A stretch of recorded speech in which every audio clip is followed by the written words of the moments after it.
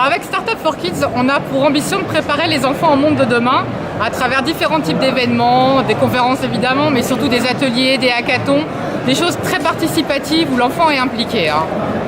Donc aujourd'hui on a organisé un hackathon sur l'école, le collège et le lycée du futur, en partenariat avec l'Éducation nationale et avec la région Île-de-France. Et l'idée c'était vraiment que les enfants imaginent leur environnement pour demain. Et les résultats étaient extrêmement impressionnants parce qu'on a vraiment vu que les préoccupations des enfants, c'est les préoccupations sur lesquelles les adultes creusent, planchent depuis des mois et des années. Et eux, en quelques heures, ils ont exprimé à quel point ils voulaient ouvrir l'espace, changer le rôle de l'enseignant qui interviendra en tant que conseiller, qu'il y ait beaucoup plus d'entraide entre les enfants. Ils ont tous spontanément pensé au développement durable, des espaces verts qui utilisaient de l'énergie propre. Ils ont tous pensé donc à l'entraide, à la solidarité, au handicap. Donc voilà, des valeurs fortes et vraiment très très impressionnantes. Ils ont travaillé tout de suite de manière très intense, on les voyait bien collaborer. Ils ont commencé par une phase d'idéation avec des post-it, il y avait des facilitateurs à chaque fois. Ils ont commencé à dessiner.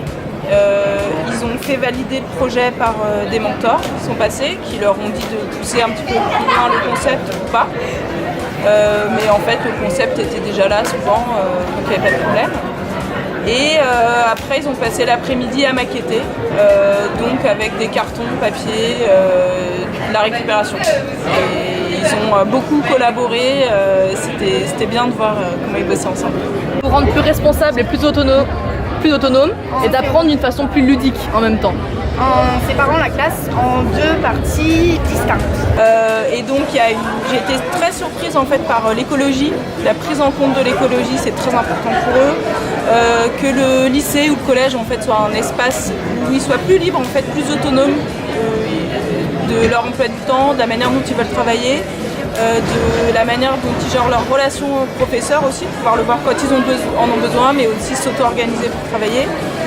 La prise en compte du handicap physique, du handicap mental, d'avoir de la lumière, des espaces agréables, c'est important, le cadre de vie est important. Et le numérique, c'est évident, ça fait partie de leur vie, donc que ça soit pour communiquer, envoyer les documents plus rapidement, les partager, que tout le monde puisse voir.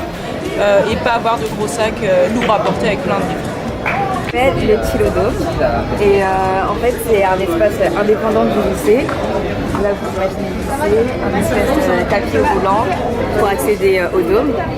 Et en fait le principe c'est la détente. Ouais. Quand on rentre dans cette bulle, et on oublie un peu tout le stress du lycée, etc. Et là vous pouvez voir la cafétéria. Et là il y a un espace musique, un espace jeux vidéo, un espace un peu détente avec des poufs. Là on a un espace pour se reposer, pour dormir éventuellement. De l'autre côté on a une bibliothèque avec des tables et des livres. Et tout en haut on a un espace extérieur. Ouais, l'arboretum avec des arbres pour se reposer. Et faut comprendre que aussi le dôme il peut s'ouvrir en été pour que ça soit plus agréable. D'accord. Voilà, une fontaine au milieu. Si chaque étage a une petite musique d'ambiance, Et aussi c'est ce que vous voyez au milieu, c'est l'ascenseur pour que ça soit accessible aux personnes à mobilité réduite. Je pense qu'on peut aujourd'hui remodeler nos collèges, nos lycées en y intégrant des jardins, faire pousser des légumes, se rendre compte de ce que la végétation est aujourd'hui dans la ville, même y associer des ruches ou des choses comme ça. Et ça, ils sont très demandeurs de ces projets-là. Et ce qui m'a interpellé aussi, c'est le fait qu'ils sont très précautionneux vis-à-vis des autres. Ils essayent aussi de trouver des solutions pour que personne ne soit laissé pour compte. Donc on construit des classes, des programmes où le professeur travaille avec l'ensemble des élèves, mais avec la capacité ensuite de garder un groupe pendant que les autres vont travailler ailleurs. Et donc on réaménage l'espace dans cette idée que l'on peut redéfinir les programmes parce qu'on a redéfini l'espace. Et ça, c'est formidable. Et franchement, ces jeunes, chapeau. On a lumière transparence, lumière numérique à travers Avec des écrans comme ça. à travers des écrans comme sur cette salle de classe. En fait, tous les lycéens ont une application sur leur téléphone. Et en fait, c'est un peu le même système qu'aux États-Unis. On choisit nos matières au début de l'année. Et on a tous un quota d'heures à faire dans la semaine sans pas que ça déborde, etc. Mais on choisit comment on répartit nos heures. Vu qu'en fait, les professeurs ne sont pas là pour donner des cours directement, ils se baladent dans les espaces et ils sont à disposition des élèves pour les aider. Et du coup, quand on participe à la vie du lycée, en fait, par exemple, en faisant le ménage ou en aidant à entretenir le potager, on reçoit des points, qui est une sorte de monnaie, mais propre au lycée, qu'on va utiliser par exemple dans le distributeur pour s'acheter des boissons, et ça encourage les élèves à... On a fait quelque chose de bien pour la communauté. Voilà. Donc ici c'est le premier hackathon qu'organise la région sur la thématique du lycée. L'idée c'est vraiment d'intégrer à la stratégie régionale de transformation numérique des lycées dans une logique de co-construction, les idées des lycéens, les projets qu'ils peuvent développer. Donc aujourd'hui pendant une journée, ils ont réfléchi d'abord ce matin, puis cet après-midi ils sont passés à la réalisation de maquettes. 6 équipes pour réaliser 6 projets et quand on regarde de plus près ces projets, on s'aperçoit qu'il y a 2 points forts qui ressortent.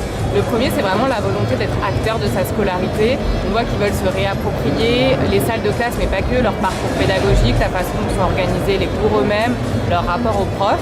Et le deuxième point fort, c'est la force de l'écologie, la végétation et de la nature dans leur projet. Elle est omniprésente, à la fois dans les établissements, mais également en dehors des établissements, dans une logique d'écosystème. Il y en a même un qui ont un projet autour d'un potager numérique, où là carrément se mêle le numérique, la nature. Donc c'est très intéressant à ces égards-là et très rafraîchissant et ça donne de belles idées pour la suite et la stratégie régionale.